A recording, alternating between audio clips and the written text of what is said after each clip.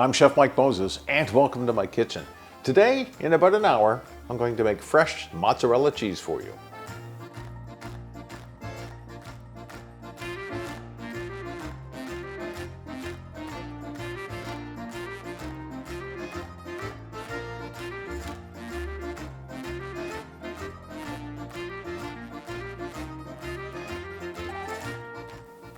Fresh mozzarella cheese, anybody can make it so long as you have the proper ingredients.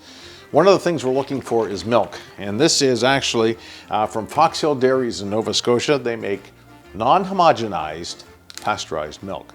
So in other words, it comes right out of the cow.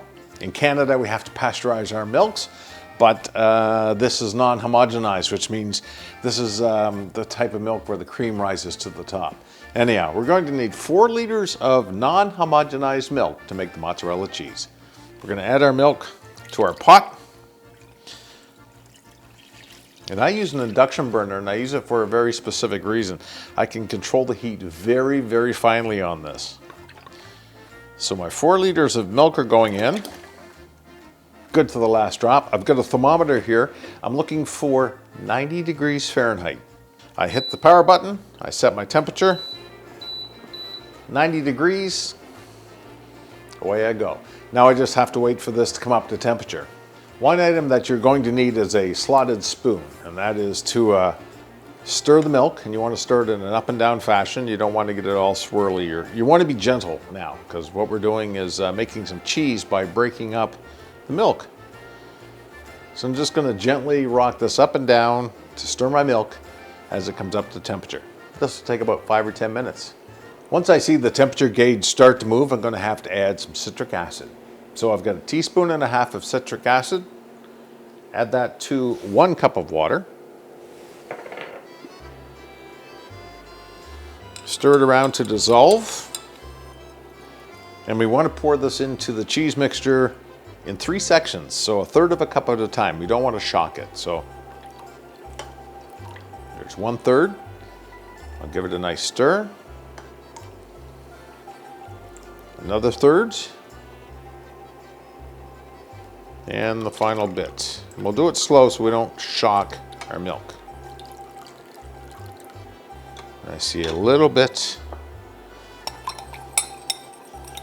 Make sure I've got all the citric acid in there. There. That didn't take long, wasn't hard. So long as you keep the milk moving, it should be good. And as you add citric acid to this, you're also going to notice maybe you get some curds forming. Don't worry about it, it's completely fine. So we'll gently keep this going. We're at 60 degrees now, we want to come up to 90. Milk is coming up to temperature. I'm at about 80 degrees right now, so we've got another 10 to go. Citric acid has been added, and your rennet. A little trick about rennet. First of all, you're only supposed to use 1/4 tablet. I've got a whole thing here of rennet that came with my cheese making kit, and I use 1/4 tablet. I can make 40 batches out of this. And a secret to when you break up your tablet, use a sharp knife. That way you can actually get 1/4 tablet. And then you need to put the rennet in 1/4 cup of water and let it activate. So it takes about 10 minutes, 10 to 15 minutes to activate. But this is what makes all the magic happen. 88 degrees, just a few more. And here I thought baking was tough, where I had to be precise in all my measurements and stuff. Cheese making, it's just about the same. There is some forgiveness, but 90 degrees is my benchmark here to make the mozzarella cheese. And we're at 90. Now comes the magic. So our rennet has been in 1/4 cup of water.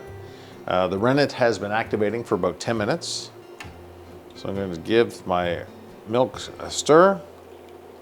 I'm going to pour in my rennet. I'm going to take my measuring cup and I'm going to dip it in a couple times, because for any rennet that's left over, I want it in this mixture.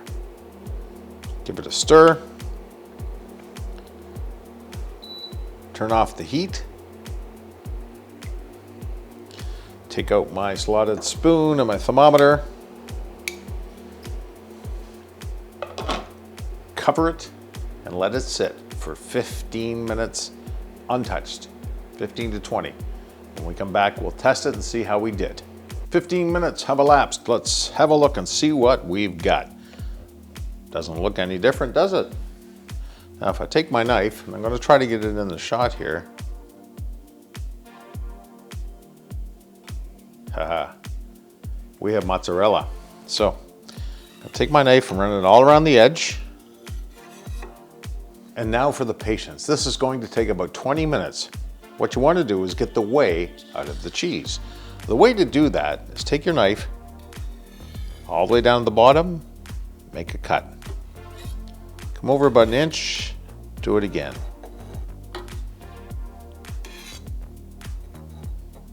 Do this gently. This is going to start releasing the whey from the mozzarella. All right, we have cuts that way, and now we'll just make a grid pattern. And you'll see the whey is starting to form on top. The yellow whey. It still has some butter fat left in it. All right, we've made our cuts. I'm gonna turn my heat back on because I want it to come back up to 90 degrees. So I'm gonna let this sit for about 3 minutes.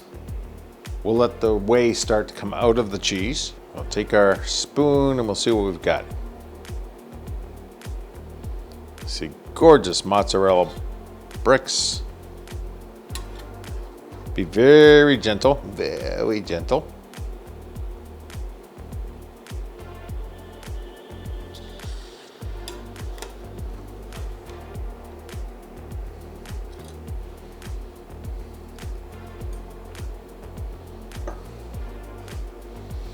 And as you can see, a lot of whey is coming. Now we're going to increase the temperature to about 110. And I will use my thermometer for this because I don't want to go any higher than 110. So what I have here, I have a colander in a bowl so I can drain the whey. What we're trying to do is get the curd to harden up and release as much liquid as possible. Then we've got a bowl of water here. We're going to ice that up before we make our mozzarella. So what we're trying to do is coax the whey out of the cheese. As you can see, it's starting to get drippy.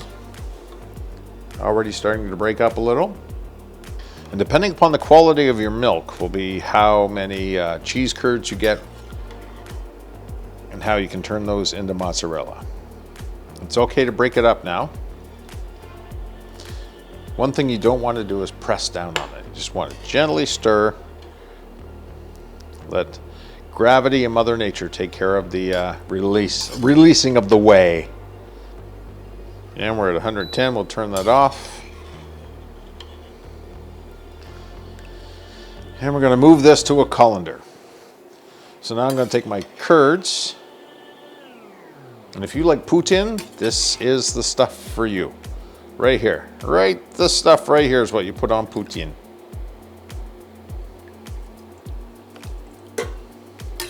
You're probably saying to yourself, that looks like a lot of cheese. Guess what? It's mostly liquid. Which really surprised me the first time I made it. It's like, okay, that's a lot of cheese. And then as I got the whey out of the way,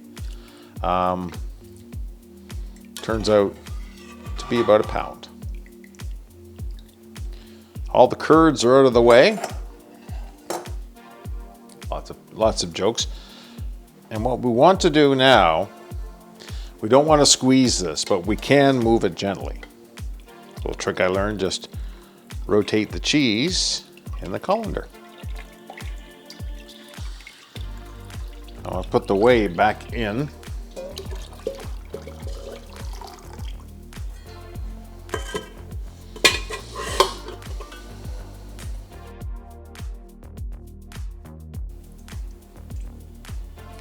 You'll see it's getting a nice shine to it. It's actually starting to form a ball.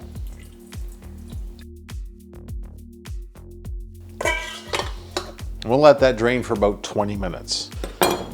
Time to form the cheese. Now, what I've done is taken the whey Heated that up to 180 degrees with 2 tablespoons of salt, just so I can get some salt. Cheese curds have now drained and solidified.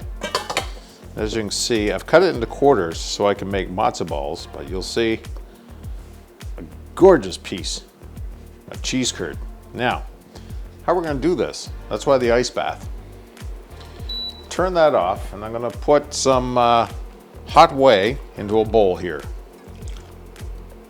That's hot salted whey. I'm going to take my quarter piece, and I'm going to put it on my slotted spoon and dip it in the hot whey. I'm going to leave it there for about 2 minutes, and that way the cheese will get heated all the way inside and we can start getting that nice silky mozzarella feel to it. The ice bath to keep my hands cool, and the mozzarella when I'm done, because 180 degrees is 180 degrees, it's still hot. Pulling it on itself, and it's getting that nice sheen, nice stretchiness.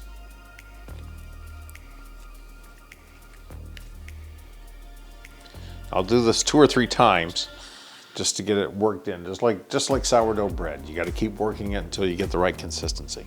Okay, how's my first matzo looking? Look at that, nice and stringy. That's mozzarella cheese.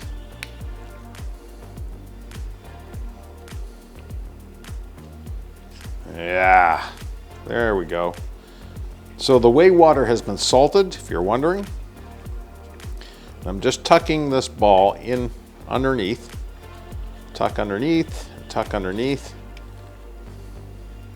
until I get a nice ball.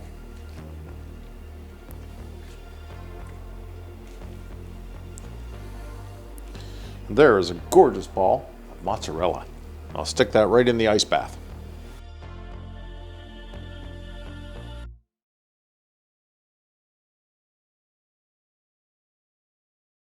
For more information on this recipe and more, head over to my website, www.chefmikemoses.com. You'll find I have a blog running there with the recipes that you can print off. I hope you enjoy this. I'm here to help you cook better, shop smarter, and eat healthier.